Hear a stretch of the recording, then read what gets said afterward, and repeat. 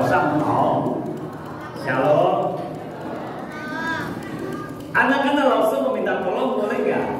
Kalau langsung tangannya begini, itu artinya ada yang terlalu banyak ngomong. Jadi kalau begini, tandanya oke, thank you ya.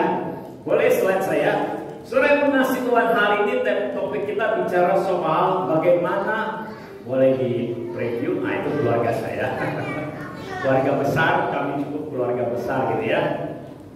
Boleh di preview di slideshow. Saudara, kita berbicara soal keluarga hari ini. Saya sungguh rindu berharap kita bersama-sama mengerti ketika Tuhan memberikan kepada saya keluarga. Saya sebagai orang tua, sebagai suami, sebagai istri, sebagai opa, oma, akung, apo, ama, anak-anak. Saya mesti ngapain? Di tengah-tengah situasi dunia hari ini yang rasanya sangat berbeda dengan saya, mungkin yang saya jadi angkong 60 tahun yang lalu sangat berbeda dengan sekarang. Nah, saya mesti ngapain? Saudara-saudara mengasihi Tuhan, keluarga di tengah arus digitalisasi.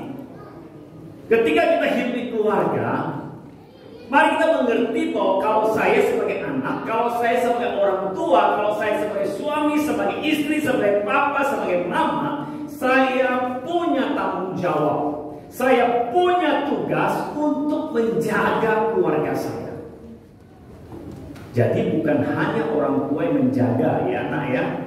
Teman-temanku orang muda, bukan hanya papa mamamu yang menjaga keluarga itu jadi baik, tapi kita juga harus menjaga keluarga kita. Kita punya tanggung jawab menjaga nama bapak supaya jangan permalukan, nama keluarga supaya jangan dipandang hina oleh orang lain. Kita punya tanggung jawab, jangan sampai kita merepotkan orang tua kita.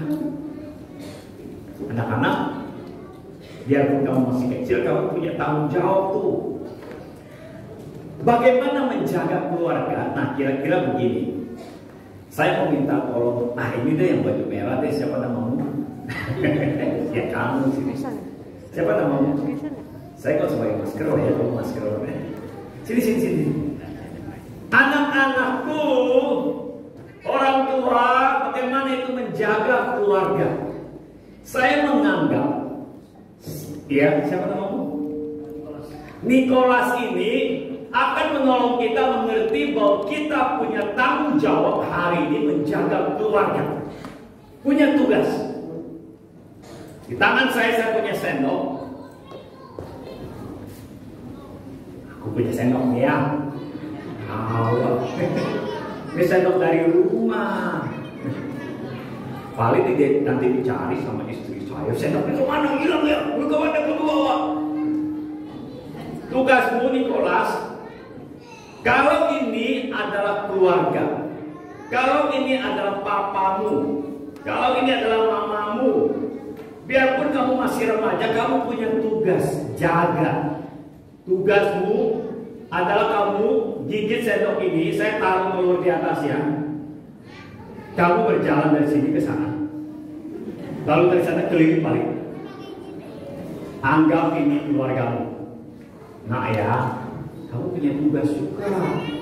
Jangan cuma papa mama jagain kamu harus jagain papa mamamu juga. Betul?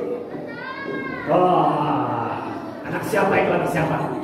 Hebat. Tahu ya? Kalau ini pecah, kamu punya tugas tanggung jawab ngelap. Ya dong, itu pendidik anak. Dia salah, jatuhin sesuatu, bersihin. Itu cara mendisiplin. Jangan dia salah, suruh pergi nggak boleh nonton kan, kasihan kan kalau main sepak bola salah cara mendidiknya. Tapi apa yang dia lakukan yang salah yang kita disiplin kan gitu kan? Berarti ya, ini anggap papa mamamu. Ya, kalau jatuh pecah ngelap itu kayak tisu. Kami tungguin, maka jangan pecah. Anggap ini keluargamu. Oke, papa mama Nicholas mana?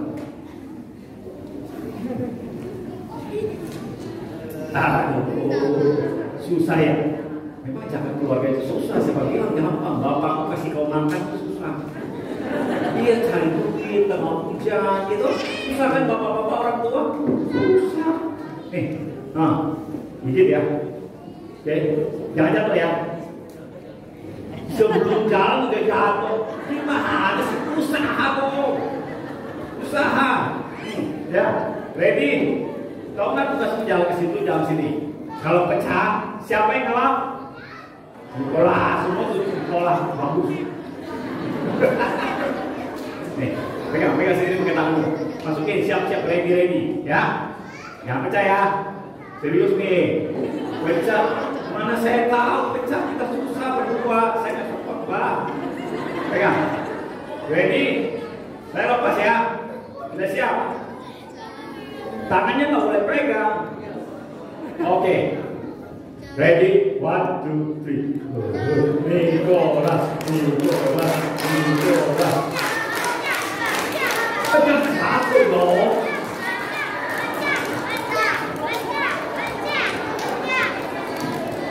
Anak siapa ini? Bagus. Saya terus. Ya. Putar. Dia serius banget masing-masing.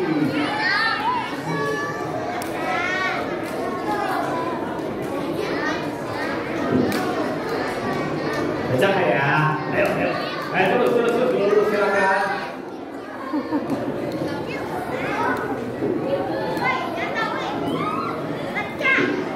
Dikit lagi sampai. Dikit lagi. Ayo, bisa. 5 langkah lagi. 1, 2, 3, 4, 5.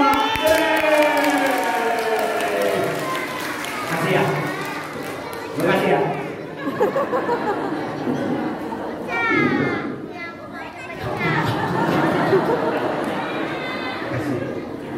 Untung ya. Coba bayangin, ya. Ini adalah contoh anak-anak. Kalau ini adalah papamu, ini mamamu, ini keluargamu, saudara-saudaraku. Engkau dan saya, setiap kita dalam keluarga punya tugas, jaga tugas kita. Keluarga ini jangan sampai jatuh. Bayangkan kalau keluarga ini kita sembarangan, lalu keluarga ini jatuh.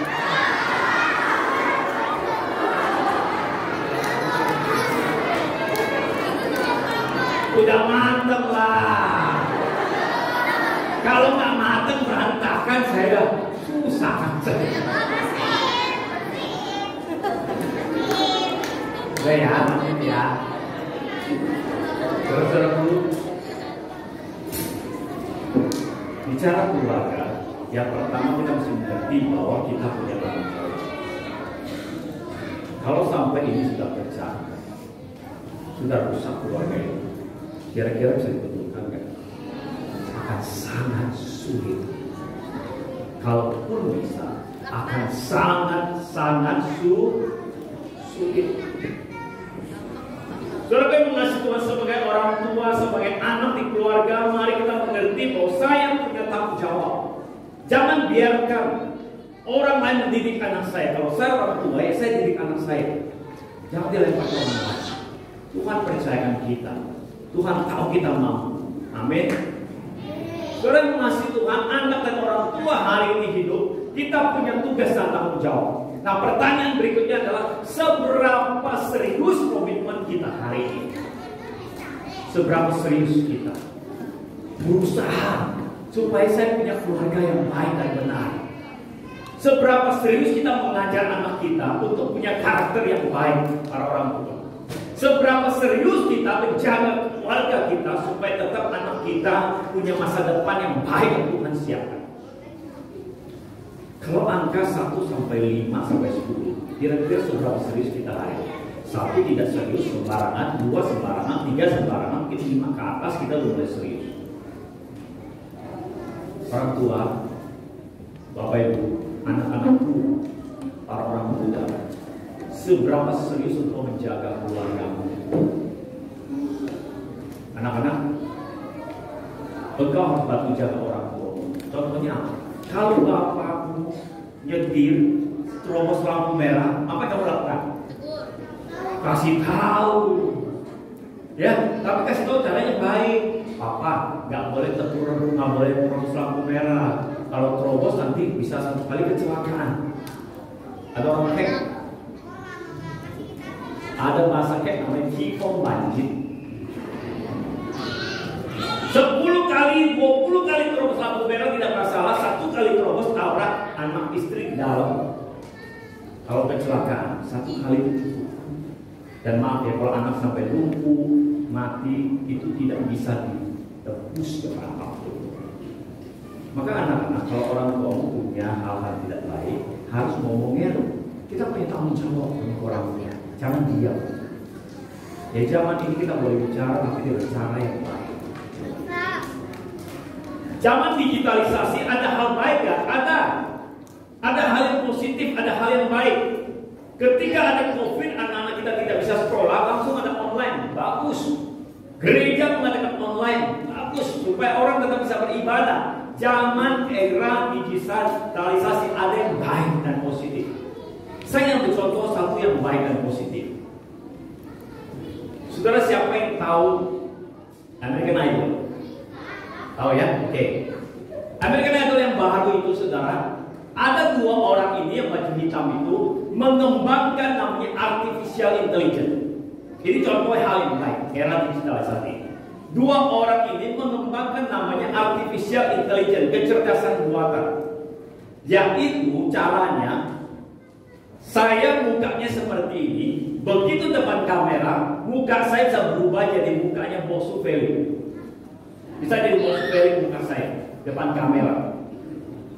Sehingga tayang di situ bukan muka saya seperti ini, yang ganteng ini, tapi muka Bosu Feli yang lebih ganteng dari saya.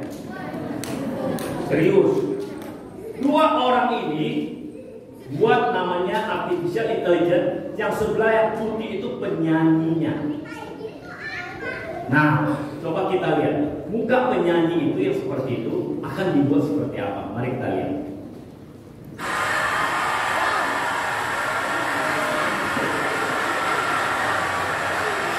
Okay. What's your name? So I'm Tom Graham from Australia. And I'm Chris Humay from Melbourne. How did you meet? So actually, we started a company about a year ago, and because it was during the pandemic, we only actually met in person 2 days ago. Oh.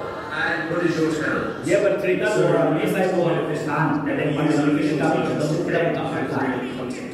And so we're going to invite our good friend Daniel Limit on stage, who you guys. Apa yang dia buat dan kita lihat. I remember who Daniel is. And we'll show the audience something kind of amazing. How are you, everybody? Dia bilang teman gua karena Daniel penyanyi. How many years ago? 4 years ago. Dia juga pemenang American Idol. Oh, very good singer. So how did you meet? We met because, of course, I'm fans of what they do online, and they're fans of AGT. And when they asked me to be a part of this wonderful, unique, original thing they're going to do, I couldn't stand it. You look very mysterious. I don't want to ask anything else we like. Okay, Daniel, take it away. The video today.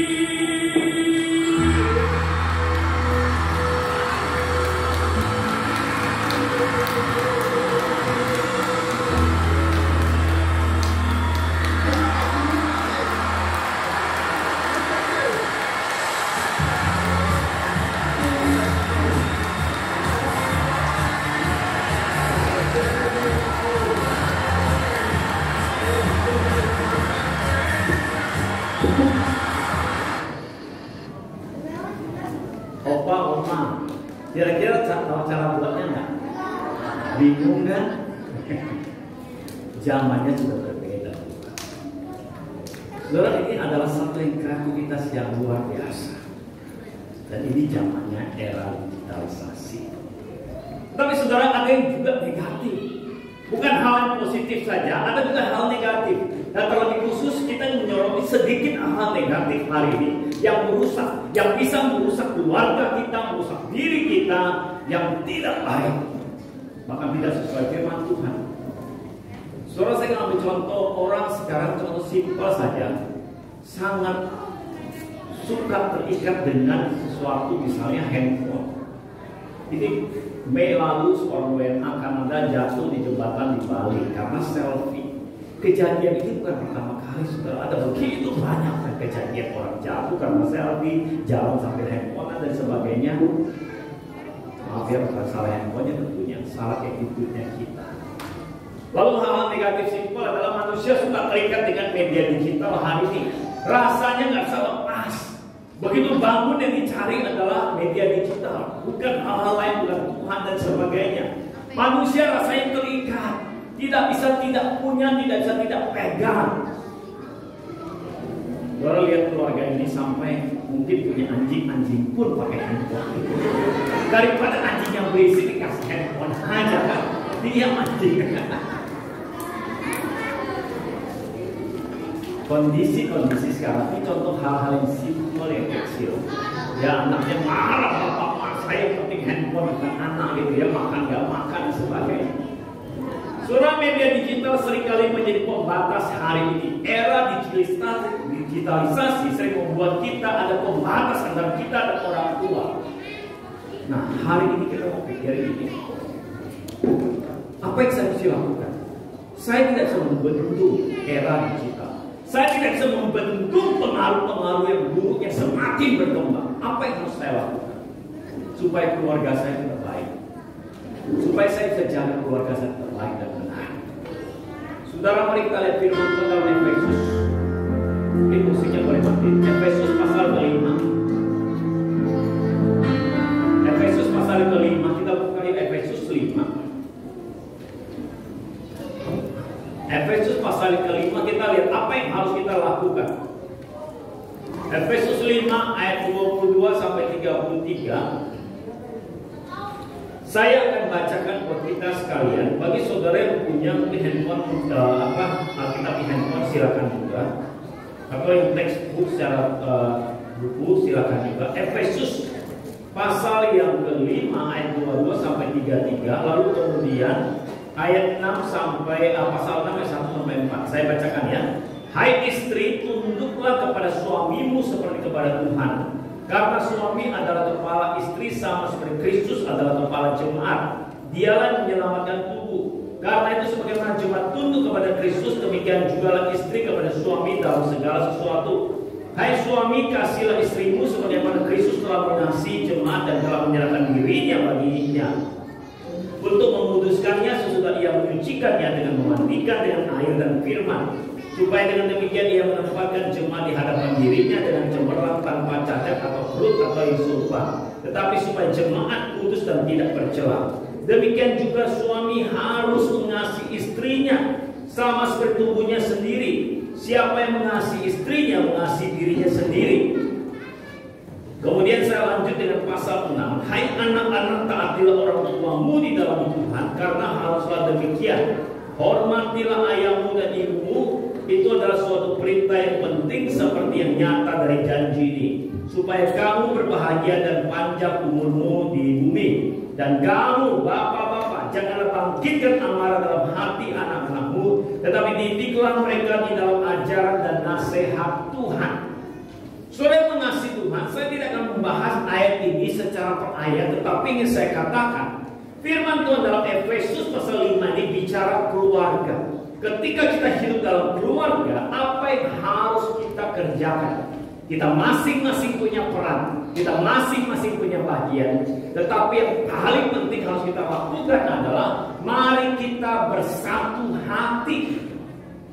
Inti konsep dari tentang keluarga dan firman Tuhan ini bicara keluarga mari bersatu hati. suami mengasihi istri, istri tunduk pada suami, bapak mengasihi anak, mengajar anak, ada kesatuan hati. Jadi intinya di keluarga itu harus punya kesatuan hati terlebih dahulu. Anak-anak, apa artinya bersatu hati, tahu nggak? Nih, kalau saya punya pensil, oke? Apa artinya bersatu hati? Saya mau minta tolong lagi lah. Mau tolong saya? Mau? Atau kamu aja? Saya juga. Sini nak. Siapa nama? Betul. Siapa? Betul. Oke, betul. Kamu bantu kami jelaskan apa arti bersatu hati. Saya punya pensil tangan saya. Coba kamu katakan. Apa maksud pakai pensil? Sekarang, coba kamu katakan.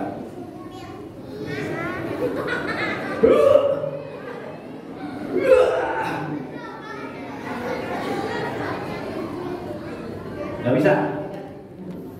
Makasih ya. Boleh tapi anak-anak bersatu hati itu artinya kita kumpul sama-sama, papa, mama, kamu semua kumpul terikat. Kalau kayak gini gak bapak tangan. Tapi kalau kayak gini,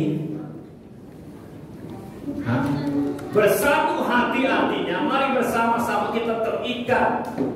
Keluarga harus mengikat diri supaya dengan kesatuan ini kita baru bisa melawan dunia ini. Konsep tentang keluarga adalah engkau dan saya hidup dalam keluarga harus punya sikap kerinduan bersatu terlebih dahulu. Bersama-sama kita terikat mengikatkan diri. Saudara mengasihi Tuhan, Yesus berdoa untuk kita. Yesus berdoa, ya Bapa, aku berdoa kepadamu supaya mereka menjadi satu. Orang-orang percaya itu menjadi satu. Ketika sudah suami istri menjadi satu, itu kata yang selalu pakai. Maka di keluarga harus ada menjadi satu, bersatu hati. Setelah Yesus berkata, mari bersatu hati, artinya terus-menerus bersatu, bukan sebagian waktu, bukan kadang-kadang, bukan kalau lagi saya suka. Suami istri bersatu, bukan ketika dia baik, istri saya bersatu, bersama-sama, bukan. Tapi bersatu hati bicara selalu, setiap waktu, dalam keadaan apapun. Biarpun papaku bukan aku desa, mungkin papa yang baik misalnya ya, tetap aku harus bersatu dalam keluarga itu. Aku tidak boleh menjelekkan papaku, tidak boleh kurang ajar sama mama. Bersatu. Nah, saudara yang mengasihi Tuhan, bersatu itu artinya sehati sepikir. Firman Tuhan Filipi 2 berkata sehati sepikir, terlebih khusus apa yang Tuhan pikirkan kita harus taruh di dalam keluarga kita, pikiran Tuhan. Kalau Tuhan ingin engkau anak-anak hormati orang tuamu, hormati orang tuamu, tidak ada kelanjutannya. Hormati orang tuamu jika orang tuamu baik, tidak ada. Hormati orang tuamu. Sehati sepikir, apa yang Tuhan pikir, apa yang Tuhan mau dari firman, kita lakukan di keluarga. Itu bersatu hati. Mari kita lihat Yesus. Yesus ada nggak pemikiran sendiri? Ada. Di Taman Getsemani, salib itu betapa sulitnya, penyaliban betapa menyakitkannya, sulit naik ke atas kayu salib disiksa dalam keadaan hidup. Tapi Yesus berkata, ya Bapa, kehendakmu yang jadi. Aku ingin menyatukan hatiku dengan Engkau. Itu artinya bersatu hati. Setelah keluarga hari ini di tengah era digitalisasi, kita harus bersatu hati. Yang pertama, bersatu hati saling menjaga, saling mendorong, saling mengajak, saling memperbaiki. Kalau memang ada anggota keluarga kita yang ketika berjalan sudah akan jatuh, kita menjaga, ingatkan. Kalau papa kita kayak tadi bisa melanggar sesuatu yang tidak baik, kita tahu Sebagai anak, apalagi anak sudah remaja, sudah mengetahui dunia. Kalau kamu sudah hampir jauh, tolong jaga, bersatu hati, mengajar. Termasuk kita sebagai anak hari ini, di tengah-tengah era digitalisasi, orang tua kita banyak hal tidak ngerti. Kita harus mau bersedia mengajar. Dan orang tua, kita harus satu hati bersedia diajar. Jangan bilang, aku kamu masih kecil, saya makan garam lebih banyak dari kamu, itu sebabnya saya darah tinggi. Ya, kita mau belajar sekarang. Semua kita bersatu hati, tundukkan diri, mau saling menjaga, saling belajar, saling menolong. Saudara, keluarga di tengah era digitalisasi akan terus dihantam, akan terus didatangi oleh hal-hal tidak baik dan negatif. Dan kita rasa tidak bisa membendung hal-hal itu supaya tidak sampai ke rumah kita. Tidak bisa. Tapi yang bisa kita perbuat kalau sudah datang, kita jaga keluarga kita. Jangan sampai terhisap ikut ke sana. Contoh hal yang negatif, beberapa hal yang paling baik. Siapa yang tahu mau nonton film? Buzz Lightyear.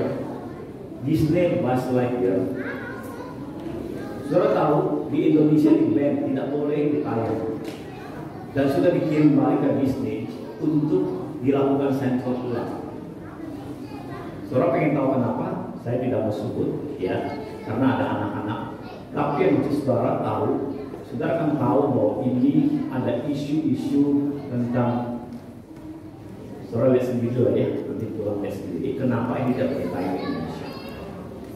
Karena itu yang cewek itu punya pasangan dan melakukan adegan, walaupun simpel. Saudara bayangin film anak-anak yang akan tayang. Untuk Indonesia masih baik, sensor tidak boleh tayang. Ini nggak bisa kita bentuk. Lalu kemudian saudara melihat film BMX yang baru tayang di Netflix, Disney Plus, Hotstar Disney, juga sama. Contoh ya, saudara ngerti bahasa Inggris aku tanya. Boleh suaranya sorry. Not today, Miguel. Also, I think it would be fun if me and you were to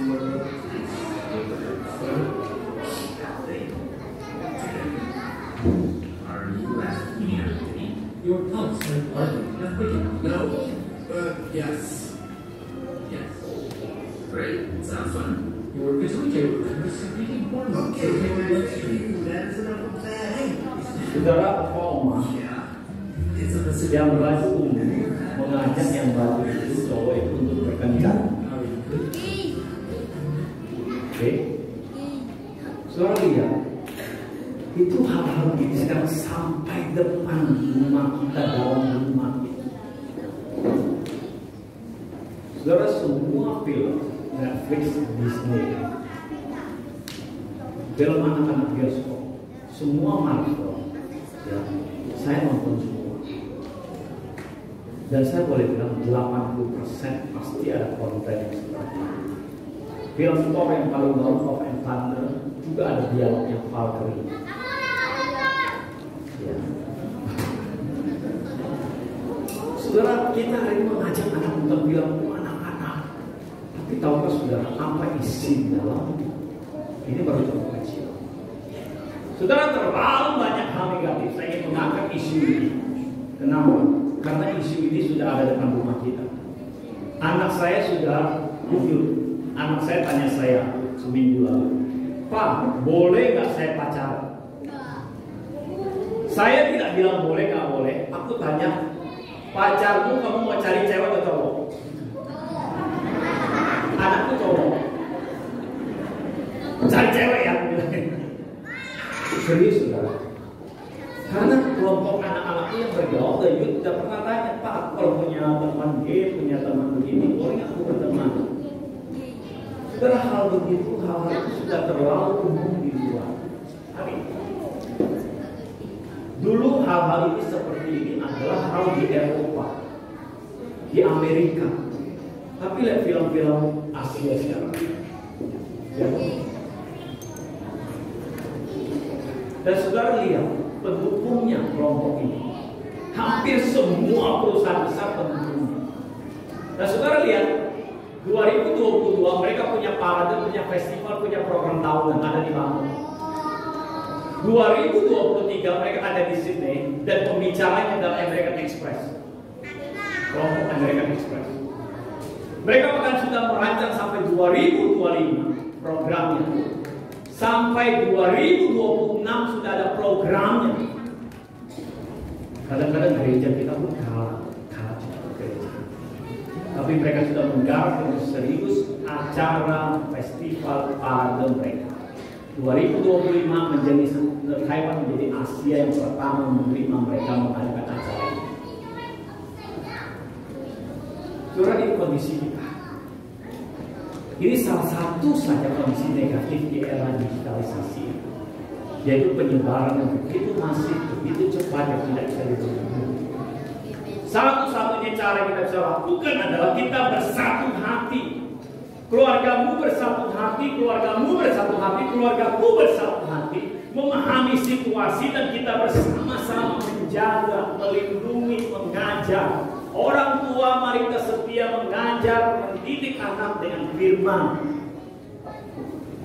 Jangan biarkan handphone mendidik anak kita. Jangan biarkan televisi Netflix mendidik anak kita.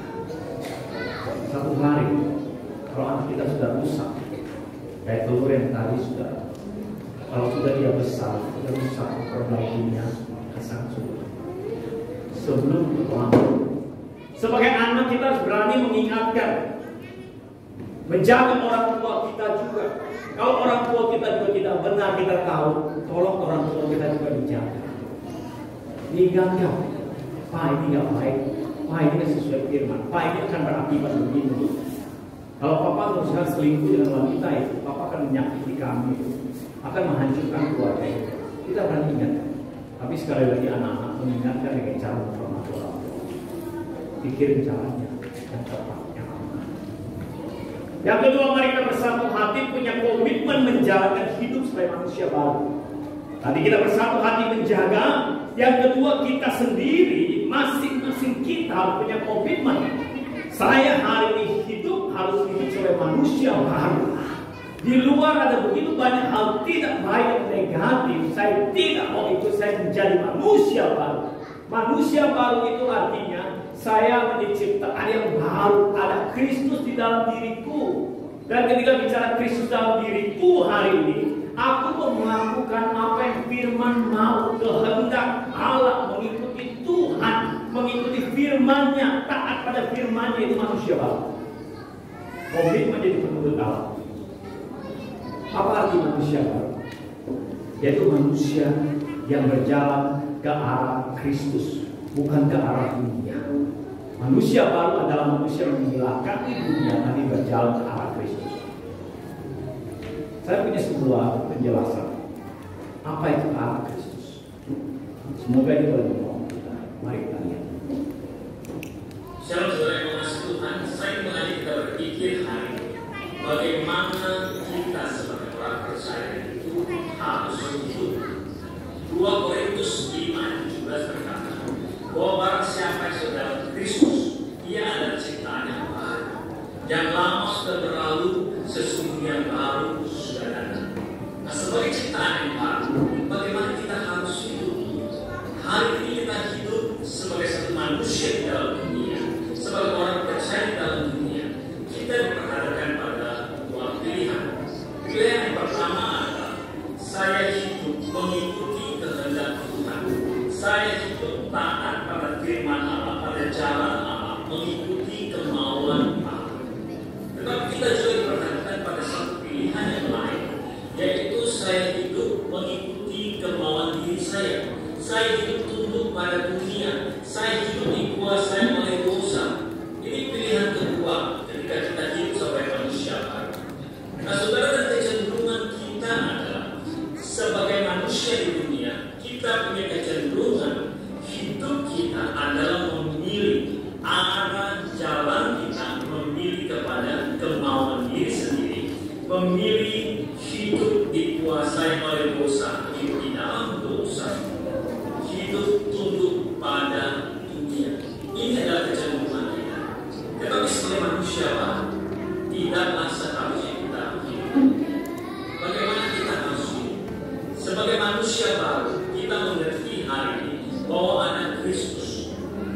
Kalau saya mengilustrasikan botol di tangan saya sebagai kehidupan kita, sebagai kehidupanmu dan kehidupanku hari ini, saudara, Allah memberikan kehidupan kepada kita.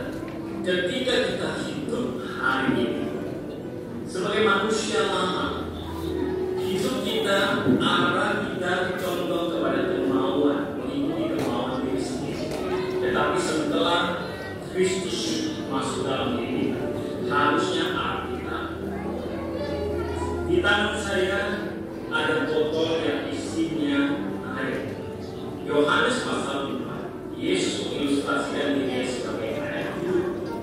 Ketika kita hidup manusia baru, air hidup itu masuk ke dalam diri kita. Dan ketika air hidup masuk di dalam diri kita, maka seharusnya air hidup itu bisa mengubah diri kita, mentransformasi diri kita, hidup kita yang harusnya arah kepada dunia. Ketika Kristus masuk dalam hidup kita, manusia baru ditransformasi sehingga arah hidupnya tidak lagi mengikuti dunia, tetapi arah hidupnya ditransformasi mengikuti kehendak Allah. Dan manusia lama hidupnya mengikuti kemauan dunia, tapi manusia baru yang seperti Kristus di dalam, maka hidupnya harus hidup mengikuti kehendak Allah.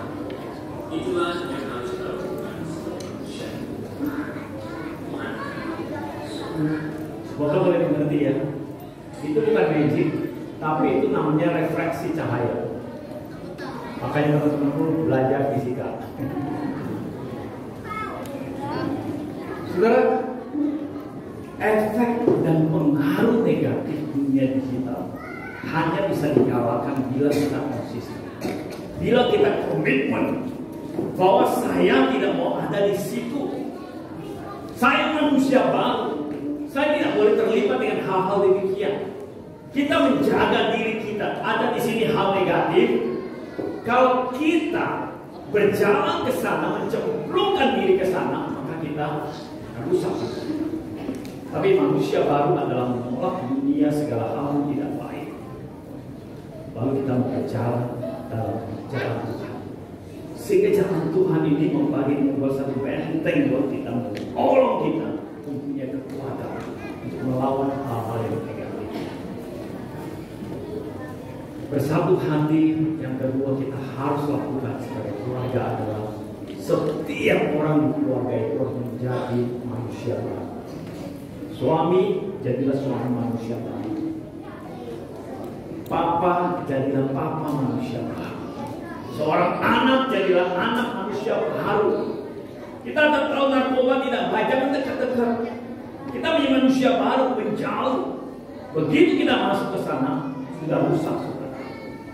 Saya pernah sharing adik saya kalau memakai narkoba, makan pengedar. Saudara, jangan jauh hal-hal yang tidak baik. Saudara, gue mengasihi Tuhan, keluarga di tengah arus digitalisasi ini kita bisa menjadi keluarga yang baik. Bila kita bersatu hati saling menjaga, menolong, mengajar, dan memperbaiki hidup. Dan kita punya komitmen mau jaga diri. Jangan sampai pergi ke hal-hal yang tidak baik. Hanya dengan demikian, saudara, kita bisa terlepas dari akibat buruk. Bisa terlepas dari akibat buruk yang menghancurkan tadi urusan. Bapak Ibu orang tua, saya tutup dengan kata tugas orang tua. Waktu anak masih kecil, dampingi mereka, ajari mereka, dan berikan lingkungan yang baik. Lingkungan yang baik itu mungkin adalah keluarga yang baik, lingkungan yang baik, gereja, rekan-rekan seiman, sekolah yang baik, cari sekolah yang baik, dan kita prinsipnya kuat. Carikan teman-teman orang kita yang baik, tahu orang tuanya. Sebagai anak, ketika anak mulai bertumbuh dewasa, orang tua bukan hanya punya tugas, tapi anak-anakku, engkau yang sudah youth, engkau punya tugas menjaga dirimu. Yeremia berkata, Tuhan berkata, punya masa depan yang baik, masa depan yang paling baik, yang paling bagus, yang damai sejahtera, bukan kecelakaan. Jangan sampai di tangan masa depanmu, jadi kamu punya masa depan kecelakaan. Kesalahan jangan sampai. Kita harus menjaga. Pertanyaan saya di awal adalah seberapa kita serius? Opa, oma, aku, mama, orang tua, anak-anak. Saya sungguh berharap jawaban kita lebih dari wujud keseriusan kita. Karena jika kita tidak serius, maka kita akan menghadapi atau mendapatkan hal yang negatif yang berbeda. Kalau kita tidak serius menjaga diri kita, maka masa depan kita akan hancur, masa depan anak-anak kita akan hancur. Bapak Ibu, kalau boleh saya berkata, mari berikan lebih banyak waktu untuk anak-anak. Anak-anak sekarang menghadapi kesulitan yang jauh lebih besar daripada waktu kita kecil. Waktu kita kecil kesulitannya apa sih? Kalau saya kesulitannya kesulitan makan, miskin, ekonomi. Tapi anak-anak hari ini rasanya seperti kita tidak terlalu masalah itu, makan tetap sama. Tapi pengaruh memberi makan pikiran, memberi makan karakter mereka kita. Seberapa serius kita mengatur keluarga kita? Semakin serius, semakin berkomitmen, semakin tinggi angka kita seriusnya, maka kita punya keluarga yang semakin baik. Semakin kita serius, semakin kita tinggi angka komitmen kita, maka keluarga akan mendapatkan rancangan Tuhan yang baik, rancangan damai sejahtera dari Tuhan. Anak-anakmu akan menjadi anak-anak yang baik. Semakin serius dan berkomitmen, maka anak-anakmu akan tumbuh menjadi seorang suami yang baik, papa yang baik, anak yang baik yang bisa mengasihimu pada masa tuamu. Tapi kalau kau tidak serius mengurus anakmu, tidak serius perhatian, jangan salahkan mereka nanti kalau lebih sibuk daripada kau saat itu. Lalu berkata, tidak perlu papa bisa urus diri sendiri. Jangan menyalahkan mereka kau sangat bahaya. Saudara yang mengasihi Tuhan, saya mengajak kita semua, siapapun engkau, mari membangun keluarga. Tuhan percayakan keluarga kepada kita. Tuhan percayakan suami, istri, anak kepada kita. Jangan lempar tanggung jawab kepada orang, tapi kita bertanggung jawab, bergandengan tangan. Amin. Bersama-sama yuk. Kita tidak bisa sekali lagi menghentikan dunia jahat, tapi kita bisa menjaga keluarga kita. Dan bersama dengan keluarga-keluarga di gereja semakin akan kuat komunitas orang-orang percaya. Saudara, engkau dipercaya hari Tuhan bukan hanya untuk membuat good family, keluarga yang baik. Tapi saya berkata, Tuhan membuat keluargamu menjadi godly family, keluarga yang berkah bagi keluarga yang ditahu. Saudara, mari membangun keluarga bersama-sama dari diri kita. Komitmen saat ini Tuhan. Saudara setuju? Oke? Anak-anak jaga papamu, oke? Oke ya. Yuk, bantu jaga keluargamu, jaga adik-adik. Saudara yang mengasihi Tuhan, mari bersama-sama kita berdiam diri. Ada doa Daud yang berkata, Tuhan, apa yang kau berkati akan ada di hadapan selama-lamanya. Sebab apa yang Tuhan berkati tidak ada satu kuasa pun yang sanggup merebut. Keluarga yang telah Tuhan berikan kepada kita hari ini tidak seorang pun sanggup merebut keluarga itu. Tidak ada kuasa iblis bisa menghancurkan keluargamu. Keluarga itu bisa hancur kalau kita menolak bersatu, menolak hidup di dalam Tuhan. Keluarga itu bisa hancur di tangan Tuhan. Itulah sebabnya saya percaya kita punya peran. Keluarga bersatu berkomitmen. Satu lagu ini menolong kita berdua. Kita masing-masing berdoa. Saudara boleh dengarkan lagu ini. Bersungguh menolong kita dengan komitmen. Kalau saudara pegang tangan anggota keluarga, pegang tangan suami, istri, silakan. Tapi saya pikir lagu ini baik saja.